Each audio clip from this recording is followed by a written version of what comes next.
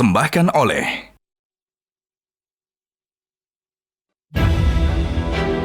Bersama mengubah limbah menjadi sebuah karya.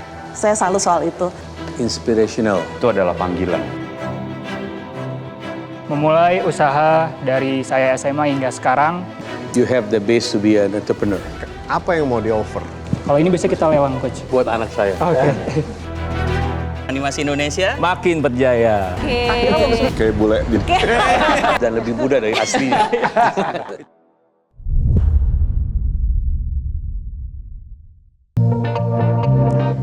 Pemirsa, selamat datang di kompetisi Wirausaha Juragan Zaman Now Season 4. Saatnya UMKM naik kelas. Kali ini bersama saya, Jessica Wulandari. Pemirsa, para calon juragan kita kali ini mempunyai kreativitas tanpa batas yang pastinya akan membuat Anda terpikat. Namun apakah presentasinya mampu menarik hati para panelis nih? Dan sepertinya para panelis kita akan terus semangat karena di sampingnya sudah ada Lemonia, biskuit tipis dan renyah dengan cita rasa lemon. Dan untuk update promo-promo dari Lemonia, pemirsa bisa memfollow Instagramnya di @lemoniabiscuits. Lemonia, be active, be you. Dan langsung saja pemirsa kita tanyakan kepada Coach Tom, kira-kira Coach, siapakah calon juragan kita yang pertama pada episode kali ini? Oke, sebelum saya memperkenalkan Ade Kurniawan, saya ingin memberikan sebuah pesan bahwa banyak sekali bisnis di luar sana atau orang-orang yang ingin memulai bisnis kebingungan ide bisnisnya itu apa. Padahal di sekitar kita, buka pintu keluar itu sudah banyak ide-ide bisnis. Contohnya Ade Kurniawan tinggal di Kulon Progo, di sana banyak sampah batang jagung. Dan di sana sampah batang jagung hanya jadi sampah. Lalu dia berpikir gimana caranya ini bisa menjadi bisnis. Akhirnya beliau membuat chip jangle. Ini adalah kreasi dari batang jagung yang menjadi berbagai macam produk-produk yang cantik sampai dengan bisa menjadi lukisan wajah Pak Prabowo. Seperti apa?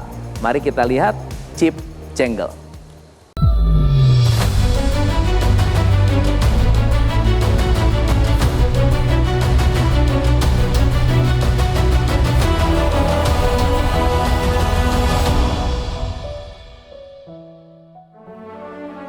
Perkenalkan panelis, nama saya Ade Kurniawan.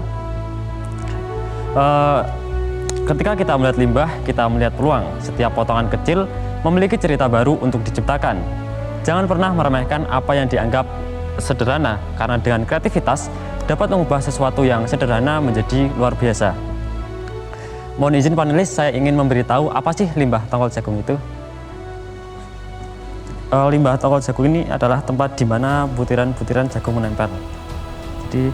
Atau setelah dipipil nanti akan terlihat bongkol jagungnya. Nah, untuk proses pembuatannya dari pengeringan nanti diamplas, habis itu nanti menghasilkan produk turunan berupa serbuk.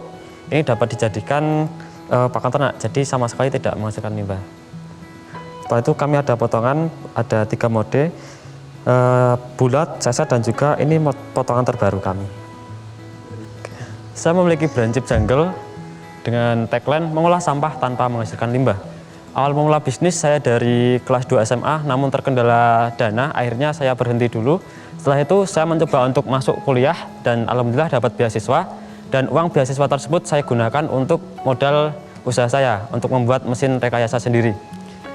Untuk produk chip jangle ada tempat lilin aromaterapi, lampu, namun akan kami fokuskan di home decor seperti wall decor.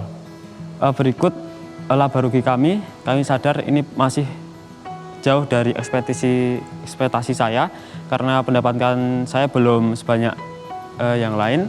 Karena di sini saya terkendala di sistem pemasaran. Apabila saya mendapatkan pendanaan, saya akan gunakan semaksimal mungkin, saya akan gunakan seamanah mungkin dan sebaik mungkin. Untuk 10 juta untuk pengembangan alat produksi, karena dulu saat menggunakan mesin rekayasa sendiri, saya sempat terkena dan hampir putus tangan saya 2 kali. Maka dari itu saya ingin membuat mesin lagi yang lebih safety. Untuk 20 juta saya untuk alokasi di sistem pemasaran. Mas Ade ya, congratulations, ini sangat ceritanya, produknya atau tujuannya sangat inspirational. Betul-betul pada hari ini first one yang membuat kita semangat lah. Selamat.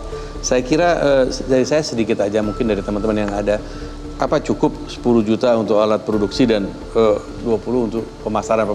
Terima kasih. 10 juta itu sudah cukup untuk satu mesin. Karena yang berbahaya itu mesin pemotong. Kalau untuk mesin pengamplas, untuk saat ini sudah aman. Kalau saya lihat dengan angka yang diinginkan itu tidak akan mencapai tujuannya. Jadi lebih baik kita bicarakan di depan untuk dipikirkan. Makanya dari itu kita mengatakan safety is important, production is important, dan akhirnya end productnya sangat important. Ada umur berapa, Dek? Saya 23.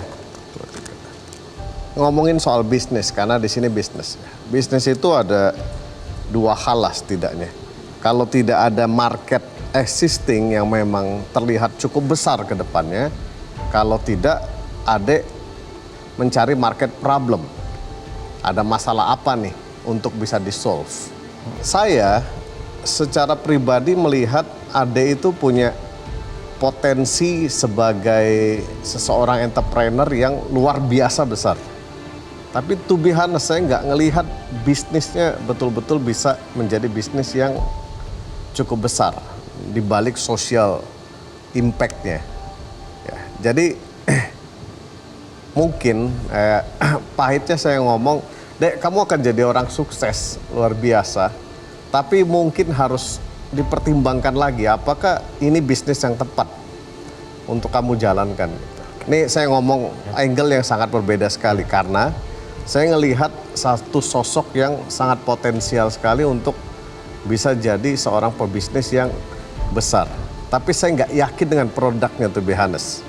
Menurut saya sih yes, mungkin berpotensi menghasilkan income dan pendapatan, tapi scalability on my point masih jadi tanda tanya besar. Tentu ya, di umur 23 tahun pikiran masih liar lah. Kalau saya nggak sehebat Mas Ade dulu, masih main-main. Ini betul-betul luar biasa. Tapi apa yang perlu ditanyakan bukan kepada kita, tapi kepada diri sendiri adalah apakah ini memberikan semangat waktu Mas Ade itu bangun di pagi hari untuk mengerjakan ini. Apabila itu jawabannya iya, then artinya harus dilanjutkan. Karena itu adalah panggilan. Dan kalau percaya dengan visi tersebut, ya kita akan support. Tapi kalau memang visinya sedikit lebih komersil dan lain-lain, saya nggak bilang ini nggak komersil ya, tapi mau lebih scalable, bisnis yang lebih besar dan ingin meraih keuntungan yang lebih banyak, ya mungkin tadi masukan Parex juga perlu dipertimbangkan.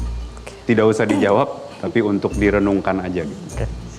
Dari pagi saya bangun, saya selalu pegang tongkat jagung, saya semangat untuk membuka bisnis ini, dan saya akan fokus di satu bidang dan akan menjadi orang yang lebih baik atau lebih baik dari orang lain di satu bidang ini. Memang handicraft itu pasarnya luas sekali dan tidak hanya bisa digarap nasional namun internasional juga. Tapi dari kapasitas produksi, dari kualitas, apakah bisa diterima dan sudah menembak target pasar yang betul atau tidak. Halo Mas Ade. Halo. Keren banget produk-produknya dan sangat keren ya, dari muda udah mulai inspiratif gitu bikin sesuatu seperti ini. Sebetulnya tadi kan Mas Ade lihatnya minta investasi 20 juta untuk marketing tapi bikin website, katalog, sosial media. Menurut saya produk seperti ini nomor satu memang bagus tapi bisa ditingkatkan lagi refinement-nya sehingga bisa masuk ke misalnya hotel-hotel atau resort-resort atau tempat-tempat yang memang tertarik punya produk yang sustainable, sandal hotel, tisu, asbak dan lain-lain. Karena biasanya kalau sandal hotel tuh akan ada repeat order gitu loh. Jadi menurut saya langkah yang paling bisa dilakukan oleh mereka adalah memfokuskan produk-produk mana yang kiranya diminati oleh pasar B2B tersebut dan punya potensi untuk repeat order. Sehingga tidak menjual sebagai one-off saja yang tentu saja volume penjualannya akan lebih kecil. Kebetulan saya kan sekarang ini banyak tamu dari luar negeri. Setiap kali mereka lihat, wah meja-meja Indonesia bagus sekali. Kayu-kayu, tapi kan mahal sekali. Nah ini kalau mungkin dengan pengolahan yang bagus, apalagi bisa dikatakan hampir for free bahannya, mungkin ini bisa menarik sekali. Tapi memang masih perlu tadi R&D yang lebih bagus supaya produksinya lebih bagus. Tapi saya rasa tetap punya potensial, tapi mesti tingkatkan lagi R&D-nya. Oke, tapi kita akan nantikan ya kira-kira gimana keputusan dari tim panelis. Dan pemirsa, itulah tadi presentasi dari Mas Ade, tapi masih ada 2 calon juragan lainnya yang akan melakukan presentasi. Kira-kira siapakah mereka? Tetaplah bersama kami di Juragan Zaman Now Season 4, saatnya UMKM naik kelas. Ketika saya mementori beliau, peluang-peluang bisnisnya memang cukup banyak. Tapi sekali lagi, kalau kita peluang bisnisnya besar, sumber dayanya juga harus diluangkan juga besar. Nah sayangnya beliau ini masih baru banget, belum benar-benar menemukan market fit-nya. Bahwa Taman Surga Studio itu selalu memberikan yang terbaik walaupun karyanya biasa saja. Walaupun jauh lebih bagus dan lebih mudah dari aslinya. Saya ngerasa ini kayak mirip City Hunter jadinya.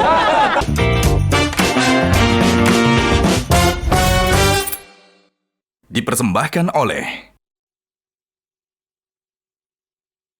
didukung oleh